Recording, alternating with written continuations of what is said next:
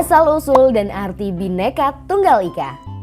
Kita pantas bangga karena negara kita Indonesia adalah salah satu negara di dunia yang kaya akan keragaman suku, budaya, dan agamanya. Indonesia tercatat memiliki sekitar 1.340 suku, 6 agama resmi, dan ratusan kepercayaan. Kenapa ya Indonesia sangat beragam?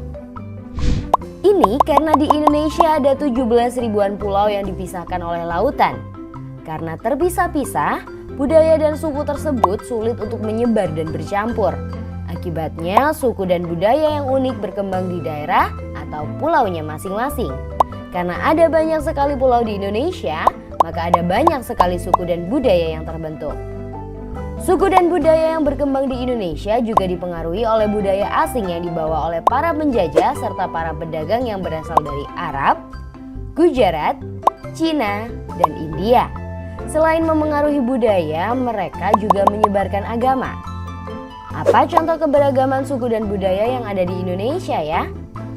Setiap daerah memiliki keunikan budayanya masing-masing, mulai dari rumah adat, makanan tradisional, pakaian tradisional, alat musik, lagu, sampai upacara adat.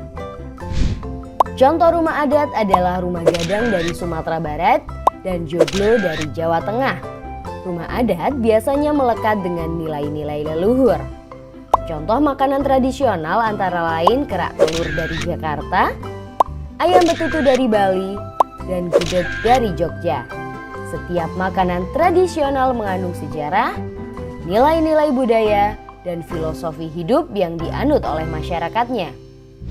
Contoh pakaian tradisional adalah kebaya dari Jawa dan ulos dari Sumatera. Pakaian tradisional biasanya digunakan pada saat acara tradisi, upacara adat, dan acara pernikahan. Contoh alat musik tradisional adalah kolintang, angklung, dan gamelan. Contoh lagu tradisional adalah ayam dan lapeh dari Sumatera Barat dan gundul-gundul pacul dari Jawa Tengah. Lagu daerah biasanya mengandung makna, nilai, petuah, dan filosofi hidup masyarakatnya. Contoh upacara adat adalah ngaben di Bali dan sedekah bumi di Jawa. Upacara diyakini membawa manfaat bagi masyarakat yang melaksanakannya. Wah, Indonesia sangat kaya dan beragam ya. Sebenarnya masih ada loh ribuan keunikan budaya lain di Indonesia. Bangganya jadi orang Indonesia. Kebanggaan terhadap keberagaman suku, budaya, dan agama ini sebaiknya disikapi dengan cara apa ya? Salah satu caranya yaitu dengan menerapkan semboyan Bhinneka Tunggal Ika.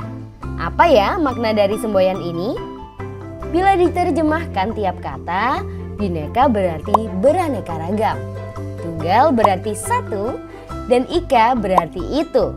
Sehingga secara harfiah, Bhinneka Tunggal Ika artinya beraneka ragam itu satu atau berbeda-beda tetapi satu juga. Semangat negara kesatuan untuk menyatukan wilayah Nusantara sebenarnya sudah ada sejak zaman Kerajaan Majapahit, yaitu ketika Mahapatih Gajah Mada mengucapkan Sumpah Palapa. Lalu dari mana semboyan Bhinneka Tunggal Ika muncul? Semboyan ini muncul jauh sebelum Indonesia merdeka, yaitu sekitar abad ke-14. Kutipan Bhinneka Tunggal Ika terdapat dalam Kakawin Sutasoma karangan Empu Tantular yang ditulis menggunakan bahasa Jawa kuno dengan aksara Bali. Saat Indonesia sedang memperjuangkan kemerdekaan, semboyan Bhinneka Tunggal Ika diusulkan pertama kali oleh Muhammad Yamin dalam sidang BPUPKI 1. Akhirnya pada tahun 1951, semboyan Bhinneka Tunggal Ika resmi ditetapkan sebagai semboyan negara. Semboyan Bhinneka Tunggal Ika juga dimasukkan pada lambang negara burung Garuda Pancasila yang dirancang oleh Sultan Hamid II dari Pontianak. Kaki burung Garuda mencengkeram kukuh pita yang bertuliskan Bhinneka Tunggal Ika yang melambangkan kukuhnya persatuan dan kesatuan bangsa Indonesia. Selain adanya semboyan negara, lambang Garuda Pancasila juga memiliki makna tersendiri. Posisi burung Garuda yang berdiri tegak dengan sayap dikembangkan ke kiri dan ke kanan melambangkan semangat membangun. Kepala burung yang menghadap ke kanan melambangkan kebaikan.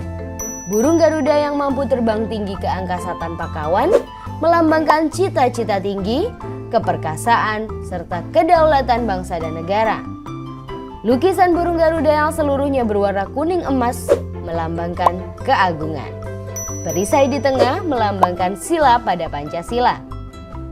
Bulu sayap yang berjumlah 17 helai, bulu ekor 8 helai, di bawah perisai 19 helai, dan di leher 45 helai melambangkan tanggal kemerdekaan Indonesia. Bagaimana? Sudah makin paham ya tentang keberagaman Indonesia dan semboyan Bhinneka Tunggal Ika? Bhinneka Tunggal Ika bukan hanya semboyan loh, tapi hal baik dapat diterapkan dalam kehidupan sehari-hari. Contohnya berteman baik dengan orang dari suku atau agama lain.